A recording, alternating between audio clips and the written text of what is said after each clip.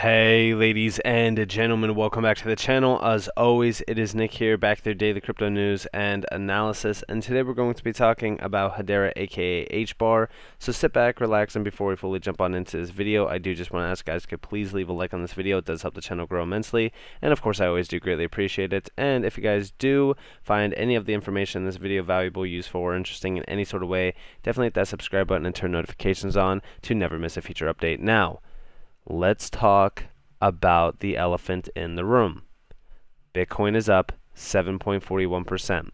I'm going to be watching the major indices today. I told you guys this in my XRP video, and I will tell you guys that in this video as well. The indices are going to be a big player today, in my opinion, on crypto movement. We are seeing a lot of updates within the Fed. We're seeing a lot of executive orders being thrown around regarding crypto. In my mind, crypto is such a huge player, especially even currently in the world, right? Because we need crypto adoption currently with the overall financial structure that we are in.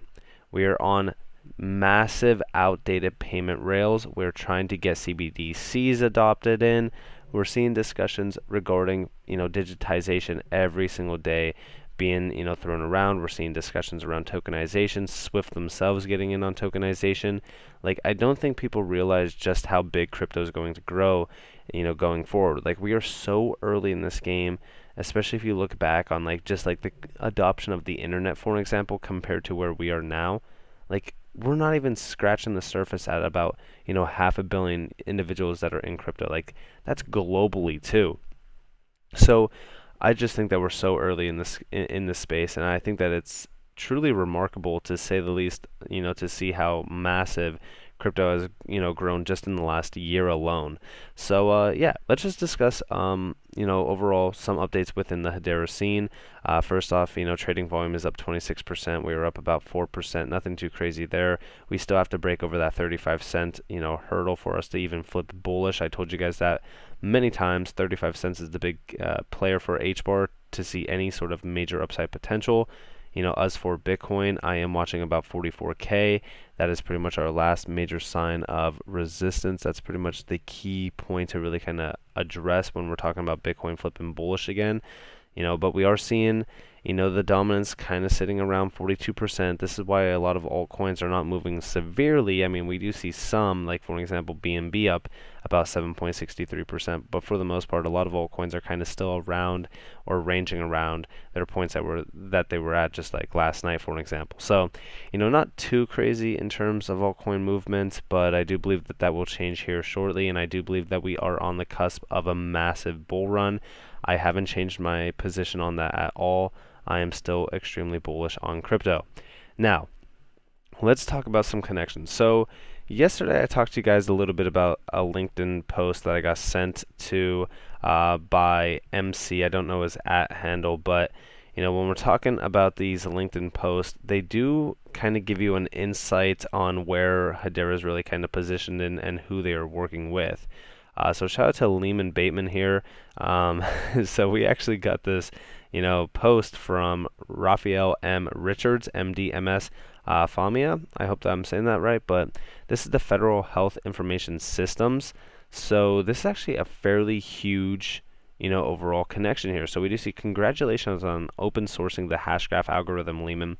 This is a critical step to foster trust and adoption of this to a wider public and to developers. We are interested in piloting an efficient, secure blockchain to allow the 9 million veterans under VA care to securely access and manage their own health record. Interested in reconnecting to discuss how we may proceed with such a pilot. Again, my congratulations and best regards, Raphael. And of course, if we do go over here and really kind of see, who this individual is, this is all talking about federal and government blockchain association systems and stuff. This is huge. Okay, this is a massive connection. The best part about this, okay, is this. Okay, reconnecting to discuss how we may proceed. That means that they have already discussed a few use cases in the past. They're already kind of working with them. They already have, some ties to them. This is what I've discussed all the time. Non-disclosure agreements. Make sure you are paying attention to the breadcrumbs in the background of things. Everybody's kind of focused on the next big thing. Who's going to be the next GC member? Who's going to be this? What's going to happen next? focus on things like this that will lead you back to the major update. This is all talking about government healthcare systems and pretty much updates to help bridge the gap, or at least help individuals kind of see and access their overall records. That is huge. And of course, we do see here, do we know if Lehman has seen this? Seems like a very promising project to get behind him. We do see here from Christian Hasker, yes, he has. So this is going to be very interesting, to say the least. I hope that this kind of blossoms into another major use case within the healthcare scene, which I am sure that it will. Now, we also do see here, it's critical for us to leverage technologies such as Hedera, Scott Thiel, DLA Piper. Unlike many law firms which perhaps have technology as a support function, DLA Piper has it as one of the core parts of their business. They have a very strong focus on technology. And I would play this video for you guys, but sadly it is from TikTok and it does have, audio in the background, so it will most likely get copyrighted. But of course, you can kind of see the scale here. And when we're talking about this company, I've discussed to you guys DLA Piper in the past. They are a huge law firm. They're located in more than 40 countries throughout the Americas, Europe, the Middle East, Africa, and even Asia Pacific. They are huge in terms of the clients that they're really working with. And of course, you can pretty much read down here, our clients range from multinational Global 1000 and Fortune 500 enterprises to emerging companies developing industry-leading technologies. They include more than half of the Fortune 250 and nearly half of the FTSE 350 or their subsidiaries. So, and again, they also advise governments and public sector bodies. So again, huge connections here to a major player in the space. And of course, you can pretty much see, some of their partnerships. You can see, some of their updates as well. This is a huge law firm. And of course, by the numbers, you can pretty much see this here. I actually had that open over here, but it is all good. We can pretty much close out of that one. But we do see here, by the numbers, global MA deal volume, number one for the 11th consecutive year. They actually earned the number one ranking globally for overall deal volume in 2020. We also see here law firm providing value, number two. We even see number three, law firm for global reach. And again, you can pretty much read all about those in terms of their numbers. Like they're a huge player in terms of their global reach, but 1,000 ranked as leaders in their field, 201,800 hours of pro bono legal work. This is a huge overall law firm, 25 offices just across the United States alone. So, like I said, pay attention to some of these, main players here. And DLA Piper is working with Hedera because it's critical for them to utilize this technology. Do we know why? We don't know. We don't even know some of the use cases that will flow through this. When we're talking about some company like DLA Piper utilizing something like this, are we going to see tokenization in the law firm sort of scene? 100%. I think that when we're talking about, legality and stuff like that, tokenization could help streamline a lot of this sort of, stuff, but also kind of give a basis on even just accessing information that is maybe secure, maybe it's, locked behind an NDA or something like that.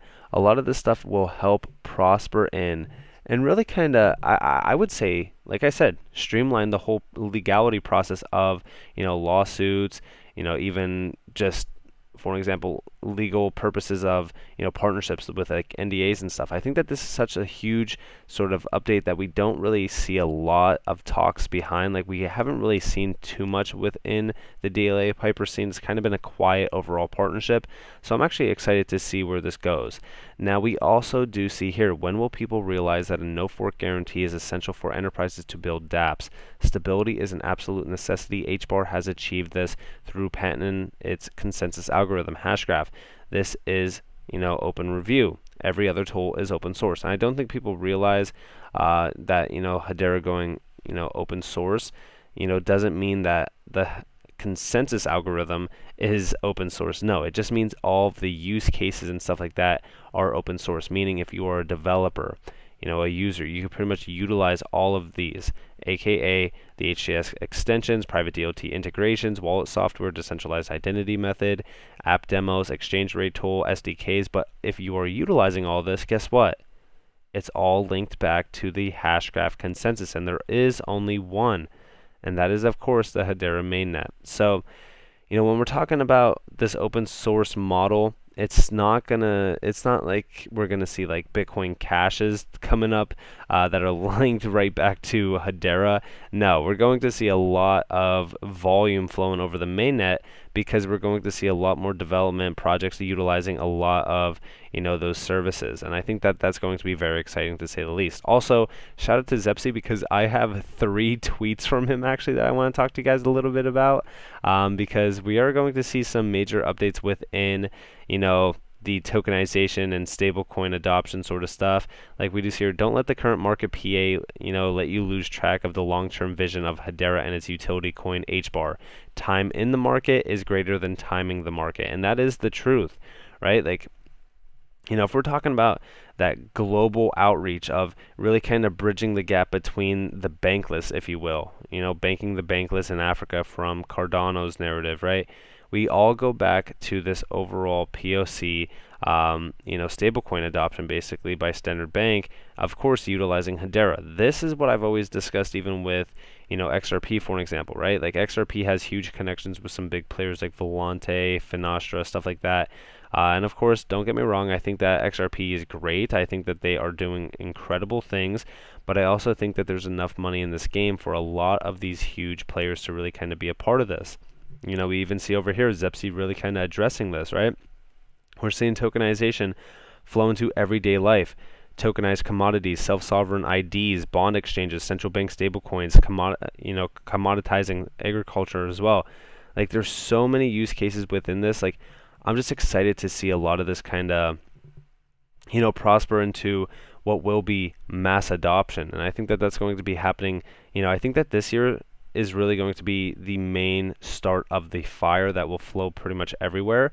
If we're talking about 2021, 2021 was the year where a lot of, the main players out there really kind of realized the amount of potential behind technology like this. Instead of, seeing a 2 to 6 day settlement, you could pretty much see settlements within minutes or even seconds, or even if you utilize, of course, RippleNet, instantaneous settlement, which is huge.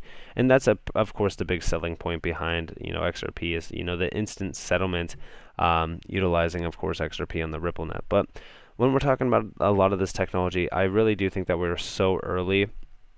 I'm actually not going to utilize, so let's actually go over to this one. So like this again, going back to the 24th, which was just yesterday, like we did see, the South Korean central bank successfully completed the first phase of its 2-phase CBDC pilot.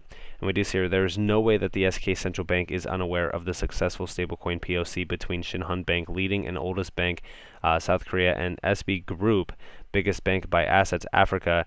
It will be interesting to see if they leverage Hedera and Hbar in any way. And of course, this is what I just showed you guys on the screen. And when we're talking about a lot of these articles that are happening or coming out now, we're seeing a lot of CBDC talk within the areas of expertise where, Hedera is really kind of positioning themselves. And I'm very excited for this. We even see, South Korea has joined the select group of nations that have either started or completed the pilot phase of their CBDC testing. As per data from the Atlantic Council, 91 nations are working on their sovereign digital currency, and only 14 nations have reached the pilot phase. So this is huge. And a lot of people are saying built on Terra, built on this, built on that. Everybody will kind of speculate, but we know where the real money is at. I don't think that when we're talking about Hedera, like we have to be biased just because we hold a lot of it, or maybe we've been holding it for a while. I know that I've been making videos on Hedera for a very long time, but I am not biased at all when it comes to Hedera. Like if I see something that is, not good, or maybe I just don't see the connection, I will speak on that. But when we're talking about, CBDC adoption, I do think that Hedera is a perfect choice as a DLT for a lot of stablecoin, issuance and even just adoption in general. So I really don't see a world where we are not working with South Korea on this, just because of all the connections that we already have to some major players within that area. So let me know what you guys think about that down in the comments below. Though I am going to wrap this up and really kind of just say I hope that you guys enjoyed this video. If you guys did, definitely leave that like and hit that subscribe button and turn notifications on. And of course, if you guys do want more free content, you guys are more than welcome to follow me on Twitter and join the free Discord down in the description below. As always, I hope that you all have a beautiful day or a beautiful night wherever you guys are in this world. That's been Nick. Peace out, guys.